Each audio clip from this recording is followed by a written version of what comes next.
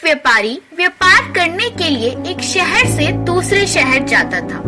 बीच में रेगिस्तान का कुछ इलाका पड़ता था। वह आदमी एक नेगेटिव सोच वाला इंसान था।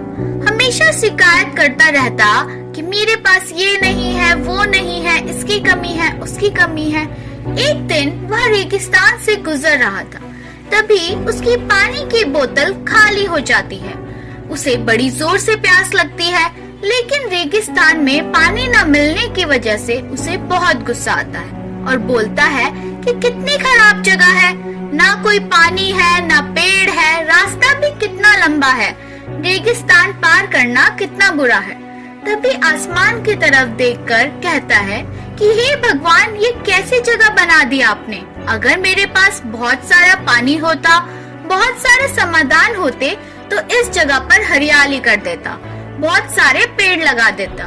वह आदमी ऊपर देखकर यह सब बातें कह रहा होता है और ऐसा लग रहा था कि जैसे ऊपर वाले से जवाब की प्रतीक्षा कर रहा हो कि भगवान कुछ कह दे। अब चमत्कार ये हुआ कि वह जैसे ही नीचे देखा, अपनी आंखों के सामने एक कुआं दिखाई दिया।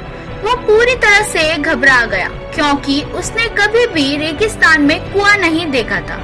वह कुएं के पास पहुंचा और देखा कि कुआं पूरी तरह पानी से भरा हुआ है, परंतु वह आदमी नेगेटिव सोच वाला था और हमेशा शिकायत करता रहता।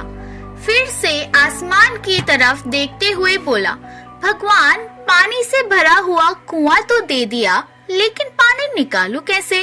तो इस बार जब वह नीचे देखता है तो फिर से चमत्कार हुआ।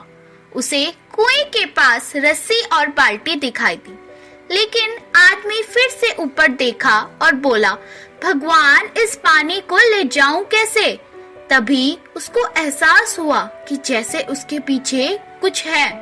वह पीछे मुड़कर देखा तो एक ऊंट खड़ा हुआ होता है। वह पूरी तरह से घबरा गया, सोचने लगा कि ये सच होने लग रहा है। मैं बातों बातों में कह तो दिया, अब मुझे यहाँ हरियाली करनी पड़ेगी, पेड़ लगाने पड़ेंगे, उसकी जिम्मेदारी लेनी पड़ेगी। आदमी को पानी से भरा हुआ कुआं मिल गया, बाल्टी और रस्सी मिल गई, पानी को ले जाने के लिए ऊंट भी मिल गया, सब कुछ मिल। अब वह आदमी सोच रहा था कि ये मैंने बातों बातों में क्या बोल दिया, यह तो गड़बड़ हो गई।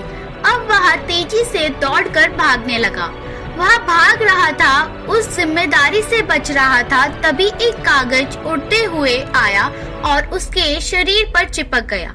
उसने अब उस कागज को देखा तो उस पर लिखा हुआ था कि मैंने तुम्हें पानी दिया, कुआं दिया, रस्सी और बाल्टी भी दी, पानी को ले जाने के लिए समाधान दिया, फिर क्यों बचकर भाग रहे हो?